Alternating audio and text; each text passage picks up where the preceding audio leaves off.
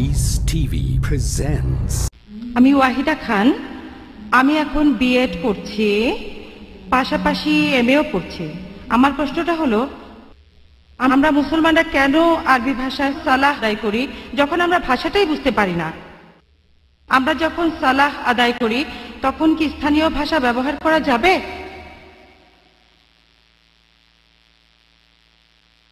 বোন, আপনি প্রশ্ন করলেন যে বেশিরভাগ মুসলিমে আরবি ভাষা বুঝতে পারে না। এটা করলে কেমন হয় যদি সালার সময় আমরা প্রত্যেক জায়গার নিজস্ব ভাষায় সেগুলো পড়বো? সেটা কি ভালো নয়? আমি তর্কের খাতিরে ধরুন আপনার কথাটা মেনে নিলাম যে আমরা স্থানীয় ভাষায় সালাহ আদায় করব। তাহলে বোম্বেতে কিছু লোক বলবে আসুন আমরা ইংরেজিতে পড়ি, কেউ হয়তো বলবে উর্দু, কিছু লোক বলবে হিন্দি, কেউ হয়তো বলবে গুজরাটি। তখন সেখানে দেখা যাবে বিশৃঙ্খলা। এই সমস্যার সমাধান যদি করি তাহলে দেখা যাবে কেউ বলছে চলুন 1 নম্বর মসজিদে যাই, সেখানে আমরা ইংরেজিতে সালাহ আদায় করব, 2 নম্বর মসজিদে উর্দুতে, 3 নম্বর মসজিদে হিন্দিতে, 4 নম্বর মসজিদে গুজরাটি, আর এভাবেই চলতে থাকবে। তারপরও সেখানে বিভ্রান্তি আর বিশৃঙ্খলা থাকবে। কেউ হয়তো বলবে যে 1 নম্বর মসজিদে আমরা ইংরেজিতে সালাহ আদায় করব, আমরা সেখানে আল্লামা আব্দুল্লাহ ইউসুফ আলীর অনুবাদটা পড়ব। আবার কেউ বলল আমরা পিকটলের অনুবাদটা পড়ব। কেউ হয়তো বলল মাওলানা আব্দুল মজিদ দারিয়াবাদী, আর কেউ হয়তো বলল মহসিন খান। আবারও বিশৃঙ্খলা দেখা দেবে।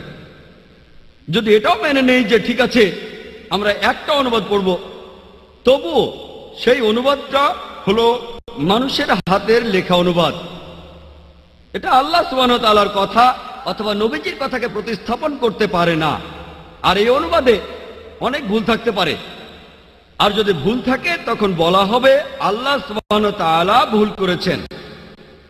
যেমন ধরুন আপনি যদি 2 নম্বর মসজিদে সালাহ আদায় করেন, সেখানে সব উর্দুতে পড়া হয়। আর ধরুন ইমাম সেখানে সূরা লুকমানের 34 নম্বর আয়াত থেকে তেলাওয়াত করলেন। আপনারা যদি কোরআনের অনুবাদ পড়েন, বেশিরভাগ উর্দু অনুবাদে পবিত্র কোরআনের এই আয়াতটার অনুবাদ করা হয়েছে যে আল্লাহ তাআলা ছাড়া অন্য কেউ জানে না যে মায়ের গর্ভে অবস্থিত সন্তানের লিঙ্গটা কি। যদি আরবিতে কোরআন শরীফ পড়েন, আরবিতে লিঙ্গ শব্দটা কোরআনের কোথাও নেই। উর্দুতে বেশিরভাগ অনুবাদক অনুবাদ করার সময় এভাবে লিখেছেন। আর যদি কোনো ডাক্তার সালাহ আদায় করে, সে ভাবতে শুরু করবে যে এটা কোন ধরনের কথা যে আল্লাহ ছাড়া কেউ জানে না মায়ের গর্ভে অবস্থিত সন্তানের লিঙ্গটা কি হবে। এখনকার দিনে আল্ট্রাসোনোগ্রাফির মাধ্যমে আমরা আগে থেকে জানতে পারি সন্তানের লিঙ্গ কি। সে সন্দেহ করা শুরু করবে। আর সেজন্য আপনি অনুবাদটা পড়তে পারবেন না। কারণ যদি অনুবাদটা পড়েন আর সেখানে কোনো ভুল করেন, তখন বলা হবে আল্লাহ সুবহানাহু ওয়া তাআলা ভুল করেছেন যদি সেটা কোরআনের কোনো আয়াত হয়, অথবা বলা হবে নবীজি ভুল করেছেন যদি কোনো হাদিস হয়। আর আপনি অনুবাদের মধ্যে কখনো পুরো অর্থটা পাবেন না। অনুবাদের সাহায্যে আপনি আংশিকভাবে অর্থটা পাবেন, যেন মনোযোগ দিতে পারেন।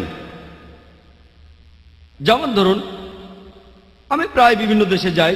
আমি যদি ফ্রান্সে যাই, আপনার কথা অনুযায়ী সেখানে সালাহ আদায় করা হবে ফ্রেঞ্চে। যদি সালাহ আদায় করা হয় ফ্রেঞ্চ ভাষায়, তাহলে সেখানে আজানটাও দেওয়া হবে ফ্রেঞ্চ ভাষায়। যদি আমি ফ্রান্সে যাই আর মুয়াজ্জিন ফ্রেঞ্চ ভাষায় আজান দেয়, আমি ভাববো কাউকে অভিশাপ দিচ্ছে। আমি যদি মসজিদে যাই আর সেখানে সালাহ আদায় করি, সেটা হবে ফ্রেঞ্চ ভাষায়। আমি তখন ভাববো যে ইমাম সে কি আল্লাহর প্রশংসা করছে নাকি গল্প বলছে।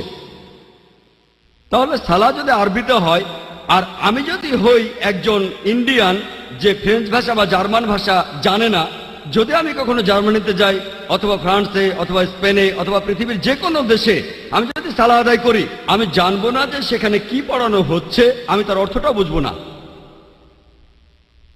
আর আরবিতে আজান, এটা পৃথিবী জুড়ে সকল মুসলিমদের জন্য আন্তর্জাতীয় সঙ্গীত। পুরো পৃথিবীর মুসলিমদের জন্য জাতীয় সঙ্গীত।